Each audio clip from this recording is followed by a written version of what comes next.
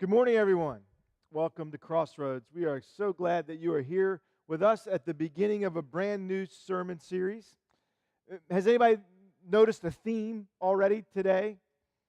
Yeah, you might have passed a few trucks on the way in. And our new sermon series is entitled F Series. And probably when you hear F Series, you think about a truck. In fact, if you're not familiar, an F-Series has been a Ford pickup truck since 1948. Can you believe it? 13 different generations of trucks produced by Ford Motor Company that many times are the best-selling vehicle in the entire country, is a Ford F-150 pickup truck. So let's just do this. Show of hands, how many of you have ever owned or driven that somebody else owned, a Ford F-150? That's right.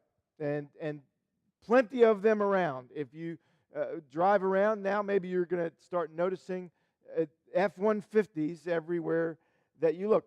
How many of you would not be caught dead in a Ford pickup truck? Right. I knew there would be a few. But that's not, we're not actually going to even talk about trucks.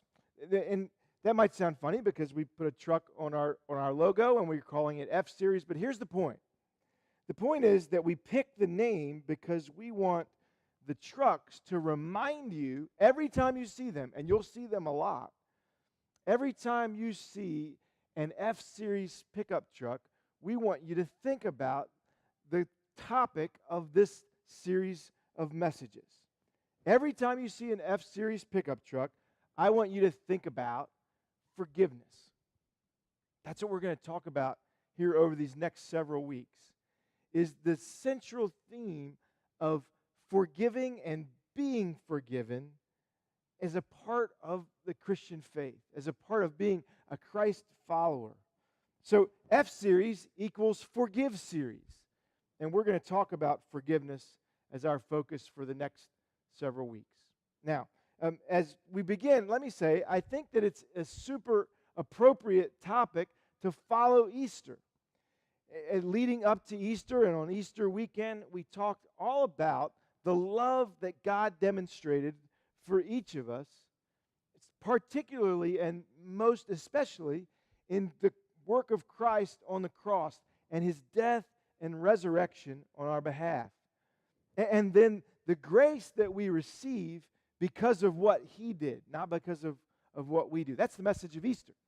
And so it's appropriate, I think, after Easter, and the church has, for hundreds of years, taken the season of after Easter to talk about how does that, the message of Easter, how does that affect my life?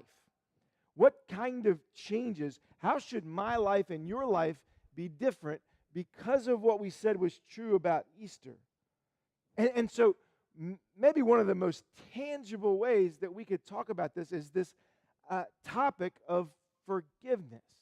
Is this, how does the cross and the resurrection of Jesus affect the way you and I treat one another, the way that you and I relate to one another?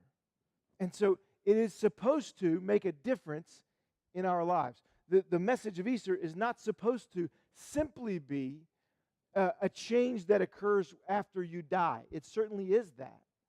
But if you understood correctly, the message of Easter, the power of the cross, is not simply an eternal destiny, but it is a changed life now. And one of the ways, one of the key ways I think we can talk about and discover and learn about that change is to look at the way that we forgive one another. So F Series is Forgive Series, and we're going to talk about forgiveness together. Before we read the scripture that's going to be sort of our launching point for the whole topic, I want to say a word or two about your individual experience and subsequently your application of what we're going to talk about. Because I think this is probably the truth, is that we've all been hurt or offended to some degree multiple times in our lives. I don't think there's anyone who walks through the doors this morning that would say, no one has ever offended me, no one has ever wronged me, no one has ever lied about me, no one has ever, we all have some aspect in our past, or maybe in our very present, where we need to learn about forgiveness. But as common as that might be, our experiences probably are not all the same. And so I want to just acknowledge that as we begin to talk about this really probably personal topic. And for each of us, the applications will feel and look different. And so you may have, as soon as I say forgive, you may have one person that dominates your mind. You may have one event from your past or your present that is center stage as I say the word forgive. And it is really clear to you. Or you may not have one single event at all. In fact, when I say forgive for you, it might be a series of things that have added up over time.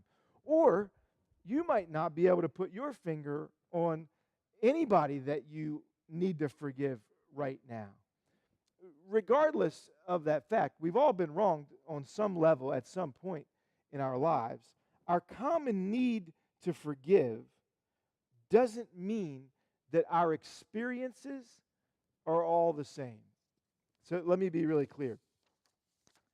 Some of you, I know, because you've shared with me, and others haven't shared, but I know you fit into the same category. Some of you have been subject to ridiculous amounts of pain and abuse from other people, whether that was a relative or a parent or a spouse that has hurt you deeply. And there are wounds from a long time ago maybe that you carry around. And I understand that. And not all of us have that same experience. Some of you have suffered such great loss that for me to even suggest that forgiving would be possible seems incoherent to you. It seems maybe even wrong to talk about.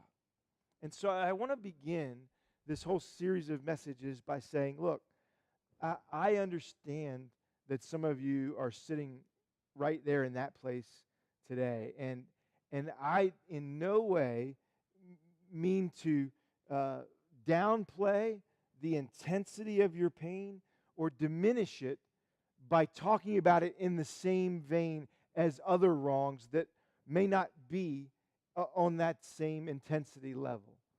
But the act of forgiving and the principles that teach us about it are universally applicable. And so I just wanted for you to take a deep breath as we launch into this. If that's you and you know that those things are a very, very powerful image in your mind. If I use an illustration that calls a wrong something that you wouldn't even consider wrong compared to what you're dealing with, I want you to know that I am not saying they are equal. I'm saying that the principles of forgiveness are equal, but their application may be very, very different in intensity, in length, in requirements, in all sorts of different things. So I wanted you to not feel slighted in any way if that's where you're living this morning. So we're going to learn about forgiveness. F-series. It's all about forgiveness. So if you have a Bible, the first place that we're going to turn is in the book of Colossians. Now, each one of these we're going to name after the truck line. So this is going to be F-150 today. That's like the basics of, we're going to learn the basic level of for some definitions, some what it is, what it isn't, and we're going to start with this scripture from Colossians chapter 3. And I'm going to read just these two verses, 3, 12 through 14. Colossians is a letter, again, just like 1 Corinthians, if you were with us last month, written by the Apostle Paul to a church, a group of of Christ followers in the first century in Colossae, and he writes these words, Colossians 3, verses 12 through 14. Therefore, as God's chosen people, holy and dearly loved, clothe yourselves with compassion, kindness, humility, gentleness, and patience. Bear with each other and forgive whatever grievances you may have against one another. Forgive as the Lord forgave you. And over all these virtues, put on love, which binds them all together in perfect unity. This is God's word. And these three verses are packed with potentially life-altering truth. Because they affect so deeply and regularly the types of relationships that we all find ourselves in. It begins with these words in verse 12. Therefore, and so you have to understand what the therefore is there for. What is it referring to that has already been said by the Apostle Paul leading up to this place in the Scripture? And we're not going to go back and read chapters 1, 2, and half of 3, but you can do that. And what you'll find is the therefore refers to the message of Easter. It refers to who the person of Christ is, that Jesus was God in the flesh and who stepped foot on our planet for a specific purpose. It talks about the work of Christ, what he accomplished in his death and resurrection. And then it talks about the effects of the work of Christ, how the death and resurrection of Jesus should affect our lives. And it's been talking about, in leading up to this passage, this verse in chapter 3, how that affects our identity. And so it begins with, therefore what? Therefore, because of Easter, therefore, as dearly loved children, I love it, it bookends the whole thing with talking about love. That is so critical, we spent a whole month on it. If you weren't here, refer to last month. Lots of great teaching on love from 1 Corinthians 13.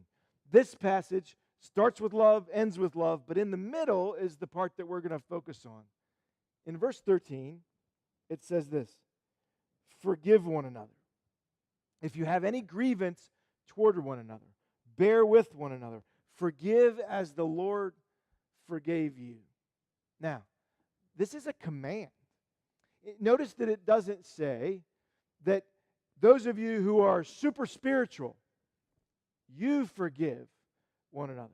Or if the thing that has been done to you is not a big deal at all, well, then you should forgive.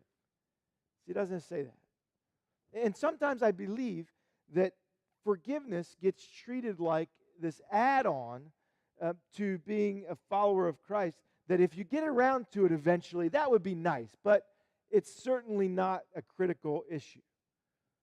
And I think we've misinterpreted the power of forgiveness and its opposite, not forgiving, and its power potentially in our lives. It says, forgive one another. I almost chuckled when it says, if you have any grievance towards one another. And you think, if? Well, that's a silly statement. Of course I have people that I have grievances. Have you met people? If you've met any people, you would probably understand. Yeah, it's not if, but when you have a grievance with someone, the command is this. You should forgive them. And then it adds this. Forgive as the Lord forgave you. Now, I want to say in 2 weeks, we're going to focus all on this one particular aspect of forgiveness, that without receiving it from God, it would be very, very difficult for you to give it to anyone else, similar to love. And we're going to spend a whole week on that. But just notice that it is as you have been forgiven that you are to forgive. So maybe you need clarity on that first point before really engaging in the second. But make no mistake about it. The command to forgive is for your good. That's what, it's not a busy work. It's not something that's just thrown in there to make life harder for you. It is for your, and it's for my good that God says, when you have a grievance, you need to work at forgiving that person. It is the only way forward in your faith. To grow and to experience God's best for you in your relationship with Him and your relationship with others, you must learn how to forgive. Now, for some of you, I know this feels like, not only does it feel incongruent, it feels impossible to you on some level. Don't check out on me. It's probably because of an impression or an incomplete picture that you have about forgiveness. So, don't check out yet. Give me a few minutes. Let me first explain to you what forgiveness is not, because a lot of times that's where our hang-up lies. So let's talk about that. Let me give you some things that forgiveness is not. Number one, forgiveness is not condoning. It is not, I forgive him, and so it's like saying what he did was okay. That's not it at all. Those are two very, very different things. You're not saying anything like that. You're not saying it was no big deal. You're not saying that it didn't hurt like crazy. You're not saying that you don't still carry the scars from what happened to you. You're not condoning in any way the action that was done when you forgive someone. You're not saying it wasn't wrong or evil or illegal. You're not saying any of those things in order to forgive someone. You're not even saying, don't miss this, that there won't be consequences to those actions. For example, if someone has broken the law in harming you, you can forgive them, and that is not saying that they won't have to face the consequences of their actions. It's not, those two things are very, very different. Justice is not trumped by forgiveness. And so many times people get that thing mixed up because they say, well, I guess I know I'm a Christian, so I'm supposed to forgive them, so I guess I shouldn't press charges. Those two things are very different. You're not condoning. You're not saying it wasn't wrong or illegal. You are saying that in the posture of my heart, I'm going to choose not to hold you accountable for what you owe me. Now, there are rules, and there are organizations, and there are jurisdictions, and all sorts of things might be true. You can still forgive someone without condoning or in any way diminishing the wrong of their behavior. So, forgiveness, number one, is not condoning. Number two, forgiveness is not forgetting. That gets mixed up so many times. Forgive and forget is the saying. How many of you know that's not in the Bible? You can look. I looked. It's not there. This idea that in order to forgive someone, you should then forget what's been done to you. Listen, sometimes it is neither wise nor safe to forget what someone has done. Forgiveness does not include forgetting. So if someone says, hey, why do you keep holding that in front of me and making all these rules? You were supposed to have forgiven me. Well, you need to understand, forgiving is not the same as forgetting. And sometimes it would be foolish to not set up very, very specific boundaries in order to keep someone who is toxic or is not a safe person from. It's one thing to say, I forgive you. It is quite another thing to say, and it's fine for you to do the same thing to me again. I'm going to give you every chance to do that. Those two things don't go together. Forgiving is not forgetting. Number three, it's not reconciliation. So to say that you forgive someone is not the same as to say you are going to be in a relationship again with that person. Forgiving is a one-person job. It takes one person to forgive. Reconciliation, on the other hand, takes two people, and it takes very specific things from two people. It requires forgiving it also requires repentance, most of the time on both sides. So forgiving is not reconciliation. And so the fact that you have forgiven someone does not mean that you will go back into business with them. Forgiving someone doesn't mean that they move back in with you. Forgiving does not mean that a relationship is even in the best interest of either party. That may be, that very well may be. But forgiving is not the same as reconciling. It may not be wise or safe for you to establish a relationship or reestablish one. And quite honestly, for some of you, it would be impossible because the person that wronged you is now dead. So forgiving, you can still forgive that person. It's a one-person job, and it is not the same as reconciliation. I'll give you one more.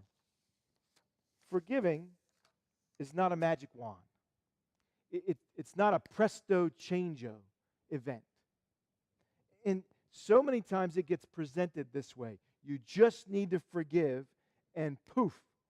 It's either like you have or you haven't. And I'm just here to tell you that's not the way it works. It's not a magic wand that you wave. It's not a special potion that you pour on that immediately changes things. Listen, many of us have been living with pain or anger or suppressed bitterness because of something that was done years and years and years ago. And the patterns of how we have responded to that have taken years to grow into fruition. And so it is simply impossible to imagine that in the course of an instant, all of that would be undone. That's just illogical. That's not the way that life works. And so forgiveness is often a process that takes a long time. It's neither quick nor easy most of the time.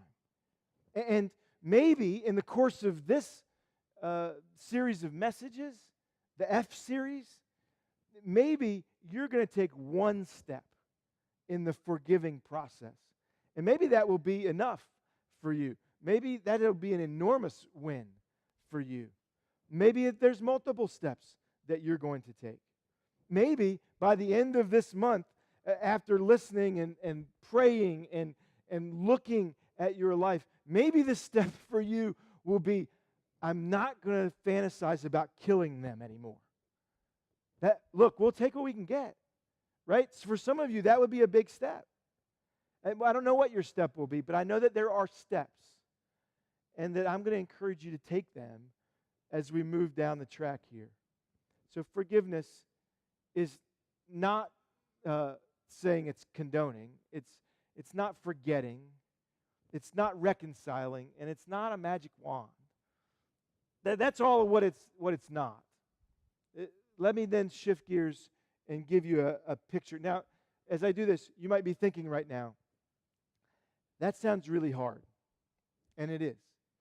But what I'm going to hopefully be able to convince you this morning is the alternative to forgiving is impossible.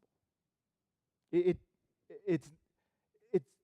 so debilitating that it will be the choice to do the hard work of forgiving is really the only choice that you and I have as Christ followers. So let me give you a little illustration about how forgiveness looks and what it looks like and the alternatives, the not forgiving. I'm going to use this little brick here as a prop, and I'm going to use the brick to illustrate a wound, a debt that's owed, a wrong that has been done to you. And so I want you to imagine for a second, I don't know who it is, but somebody wrongs me. And so it's like they hand me this debt that they owe, that this wound that they have given to me, this hurt, this anger that wells up in me because of what's been done to me. And so here it is. And what do you do when someone hands you something like this? You look at it and you think, I don't want this. No, I didn't sign up for this. I didn't ask for this. And so you have some options. My first option My first inclination might be to do what? Yeah, give it back. You gave it to me, and so I'm going to give it back to you. What's that called? Revenge, right? Revenge is, and doesn't it feel so good? We're going to spend a whole week on revenge too. And doesn't it feel good to, and we use words like this, get even. Why? Because there's an inequality. Because you gave this to me, I'm going to give it back to you. Then we'll be even, right? Except for that's not ever what happens, right? So we say pay back. I'll give you a payback. You gave this to me. I'm going to pay it back to you. Why? Because I don't want it. I never asked for it. And so this can go on forever and ever and ever. We'll spend all week on that next week. It just doesn't end, because as soon as I hand this back to you, what are you going to do? Well, I don't want it. And so you're going to give it back to me. And this escalates over time, and the pain never stops, right? That's one choice. That's impossible. That never works. Or I could be hurt by you. Let's keep going with that theory. And so I have this wound, this debt that's owed to me. I don't want it, but I can't give it back to you. Let's say for some reason it's impossible. Even if I wanted to give it back to you, I can't. Maybe it's because you're not here anymore. Maybe it's because you're my employer, and so I can't, I count on you for my livelihood, so I can't give it back to you. So what do? I find the next best person to give it to, because why? Because I don't want it. And who often is that?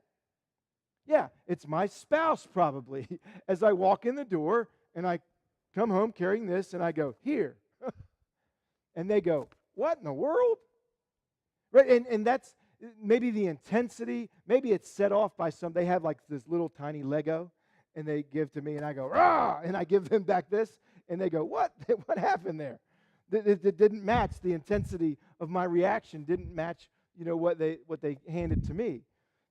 And so sometimes what we do is we transfer the hurt to somebody else. But that doesn't help. Why? Because they still don't want it. Just like you didn't want it back. They don't want it, so they give it back to me. Whoa, that was loud. Then they give it back to me. And so we can go about this back and forth all we want. But in the end, a lot of us have figured out that doesn't work so well. So we just stuff it. We just hold on to it. And the thing is that after a while, it's probably not just one, is it? So we end up with a big old stack that weighs us down, that wears us out, that robs me of life. And even if I feel like I've stuffed it, it never goes away. The more that you stuff something down, the bigger the pressure is down there, and it's going to spout up somewhere. Have you noticed that? That the idea from Ephesians 4 says this, that if you repress it, if you allow a root of bitterness to spring up, it gives the devil a foothold. That idea of a base camp, of a room to operate in your life. And it will spring up in the most inopportune times because you've not dealt with it and has tried to stuff it down and repress what actually needed to be handled. But it's painful, so we just try to stuff it down. That never works. Always robs you of life. And look, I know that there are those of you sitting in the room this morning, and you have lots and lots of bricks, and you're completely unaware of it. You have no idea that the unforgiveness, the lack of being able to forgive people, is the thing that is preventing you from healthy relationships, from growing in your faith, and you have no idea. Let me give you a couple signs before we finish. You might have some stuff that's shoved down there if you get angry at the littlest things. You know, if you are pulling out onto 140 and someone sort of cuts you off and you just explode with anger. What's that about? If you walk home and your kids spill something and you just explode. The little thing creates this giant response. You know what's going on probably? Is you got a bunch of stuff that's not dealt with, that's shoved down there. And it just spouts off at the most inopportune times. Or you complain about everything. See, there's a relationship between thankfulness, gratitude, and forgiveness. And if you haven't done the work of forgiving, it's really hard to be grateful and thankful. And more times than not, you've become a master of complaining. You can complain about even when you win, you complain. That's a sign that maybe there's a work of forgiving that you have not yet done in your life. I'll give you one more. Maybe you're just overly sensitive and defensive whenever anyone is around you. And you're even saying right now, hey, some of those things sound like me, but I don't think I'm angry, and I don't really appreciate you talking. Just simmer down. Hold on. Right? Here's the deal. You probably have some forgiving to do, and it has made you overly sensitive and defensive. You say, well, nobody's ever told me that. You know why? Because you're overly sensitive and defensive. You can't give it back. You can't transfer it. You can't stuff it. What do you do? What do you do? How do you deal with this hurt, this debt that's been given to you? Well, the fourth option is you can release it to God. I know you think, oh, well, isn't that nice and tidy? Why didn't you just start with that? That seems so easy. You just release it. Oh, que sera, sera. That's not it at all. And I'm not portraying it as easy, but this is the option. And we're going to spend some time on it. Releasing to God is the only thing that stops the escalation of the hurt, the debt, and the pain. It's the only thing. It's the only way. And He's the only one. I'll explain that in a few weeks. So, let's stop here. But let me do that. Let me challenge you. Because I'm telling you, this is affecting our lives. And you might not even know it until today. So I'm going to challenge you. Don't miss any of the installments over the next 3 weeks. Each one of these builds on the next. And maybe you know people who need to be hearing this. And so get them in next week as we begin. Go online, catch up on this one. And if we could be a group of people that gets really, really good at forgiving one another and forgiving the people in our lives, it will be an engine of spiritual growth, maybe like none that you've ever seen. So, F-Series, F-150, starts with this.